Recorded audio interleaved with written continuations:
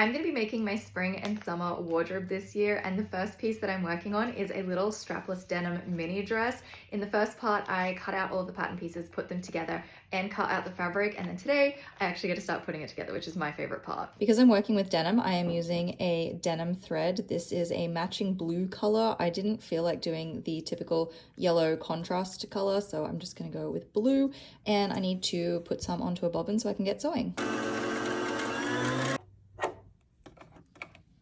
I've come into a problem already. I don't know where my regular sewing foot is. I think I'm gonna have to get a new one. In the meantime, I'm just gonna use the big walking foot. This one is designed to help feed fabric through that can be a little bit difficult to get through the machine, and it should be fine. But yeah, I think I'm gonna have to buy a new foot. This key thing is without a doubt the most annoying thing. First things first, always do a test strip of fabric to make sure that your stitches and everything are fine.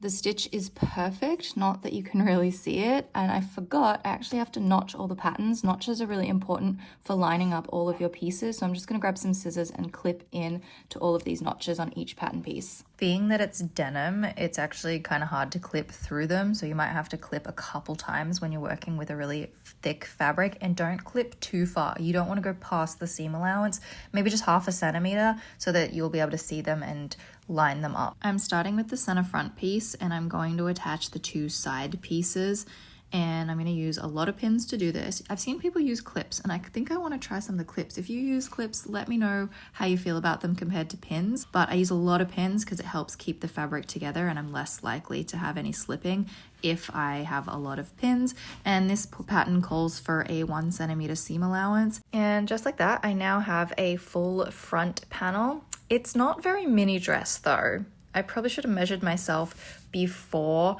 I actually cut out the fabric, because now I'm gonna have to cut a pretty good chunk off the bottom to bring it up to the height that I want it to come to, and it kind of seems like a waste of fabric. So lesson learned, next time I will measure myself first to ensure that the pattern pieces are going to fit my body length. Anyway, from here I am attaching the back panels together. There's 2 on either side, and then I will attach those 2 panels to the side seams of the front, and I will have pretty much a dress, a shell of a dress. All the main pieces will have been put together.